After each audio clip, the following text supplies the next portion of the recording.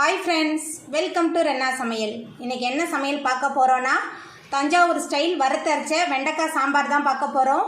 வீட்ல உள்ள மசாலா வச்சு ரொம்ப எளிமையான முறையில் இந்த தஞ்சாவூர் வறுத்தரைச்ச வெண்டைக்காய் சாம்பார் செய்யலாம். சுவை ரொம்ப சூப்பரா இருக்கும். எளிமையான முறையில் செய்யக்கூடிய இந்த சாம்பாரை எப்படி செய்யறதுன்னு வாங்க பாத்திரலாம்.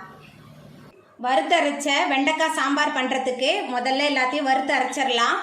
அதுக்கு கொஞ்சமா எண்ணெய் சேர்த்துக்கலாம். எண்ணெய் சேர்த்தாச்சு. இப்போ இதில் 2 டேபிள் ஸ்பூன் கடலைப்பருப்பு சேர்த்துடலாம். அதுக்கப்புறமா 1.5 டீஸ்பூன் தனியா, சீரகம் 1 டேபிள் ஸ்பூன் சேர்த்துக்கலாம். காய்ந்த மிளகாய் உங்கள் காரத்துக்கு தகுந்த மாதிரி சேர்த்துக்கோங்க. நான் 5 எடுத்திருக்கேன். அதுக்கப்புறமா வெந்தயம் சேர்த்துக்கலாம். அது கூடவே 1/4 மூடி தேங்காய் சேர்த்துட்டு எல்லாத்தையும் நல்லா வறுத்துடலாம். அடுப்பை மிதமான தணலில் வச்சு வறுத்துக்கலாம். நம்ம சேர்த்த தனியா, கடலைப்பருப்பு, காய்ந்த மிளகாய், தேங்காய் எல்லாமே நல்லா வறுபட்டு வந்துருச்சு. இந்த மாதிரி நம்ம வதக்கி அரைச்சி செய்யும்போது வெண்டைக்காய் சாம்பார் ரொம்ப சுவையாக இருக்கும். இப்போ நம்ம அடுப்பை ஆஃப் பண்ணிவிட்டு மிக்ஸி ஜாரில் சேர்த்துட்டு அரைச்சிடலாம். வெண்டைக்காய் சாம்பார் பண்ணுறதுக்கு 3 டேபிள் ஸ்பூன் எண்ணெய் சேர்த்துடலாம்.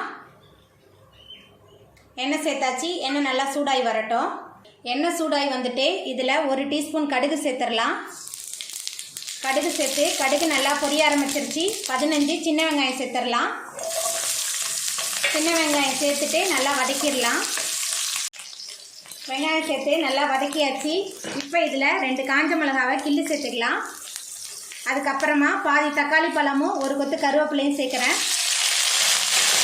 சேர்த்துட்டு எல்லாத்தையும் நல்லா வதக்கிடலாம். நம்ம சேர்த்த சின்ன வெங்காயம், தக்காளி நல்லா வதங்கி வந்துருச்சு. இப்போ இதில் வெண்டைக்காய் சேர்த்துக்கலாம். நான் 1/4 கிலோ வெண்டைக்காய் சேர்க்குறேன். வெண்டைக்காவை சேர்த்துட்டு இந்த எண்ணெயிலே நல்லா வதக்கிடலாம்.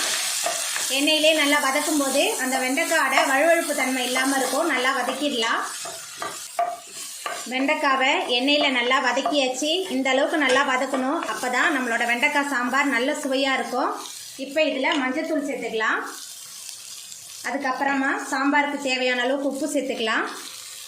அதுக்கப்புறமா கொஞ்சமாக பெருங்காயத்தூள் சேர்க்குறேன். நான் கட்டி பெருங்காயம் எடுத்திருக்கேன்.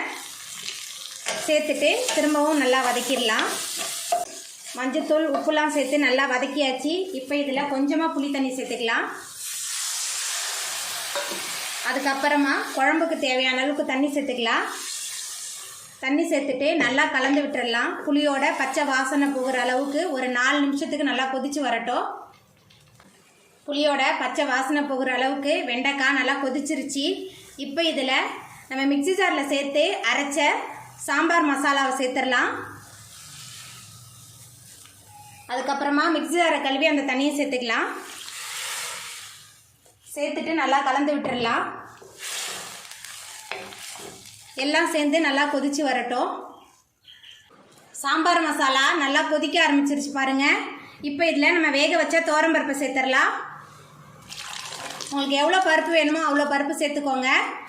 துவரம்பருப்பை சேர்த்துட்டு நல்லா கலந்து விட்டுடலாம். நம்ம சேர்த்த பருப்பு, சாம்பார் பொடி, வெண்டைக்காய் எல்லாமே சேர்ந்து நல்லா கொதித்து வரட்டும்.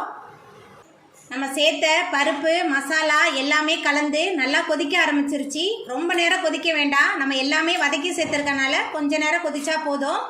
ரொம்ப நேரம் கொதிக்க வச்சாலும் நம்மளோட சாம்பாரோட சுவை மாறிடும். இந்த அளவுக்கு சரியான பக்குவத்தில் கொதிச்சு வந்தால் போதும். இப்போ இதில் மேலால் கொஞ்சமாக கொத்தமல்லி தழை தூவிடலாம். உங்களுக்கு வேணும்னா நீங்கள் கொஞ்சம் வெல்லம் சேர்த்துக்கோங்க. நான் வெல்லம்லாம் சேர்க்கல. இப்போ நம்ம அடுப்பை ஆஃப் பண்ணிடலாம். அவ்வளோதாங்க, நம்மளோட தஞ்சாவூர் ஸ்டைல் வறுத்தரைச்ச சூப்பரான வெண்டைக்காய் சாம்பார் சூப்பராக ரெடி ஆகிட்டு. நீங்களும் உங்கள் வீட்டில் இந்த சுவையான வெண்டைக்காய் சாம்பாரை ரொம்ப எளிமையான முறையில் செஞ்சு பாருங்கள். சுவை ரொம்ப சூப்பராக இருக்கும். இந்த வீடியோ உங்களுக்கு பிடிச்சிருந்தா லைக் பண்ணுங்கள், ஷேர் பண்ணுங்கள், கமெண்ட் பண்ணுங்கள், சப்ஸ்கிரைப் பண்ணுங்கள்.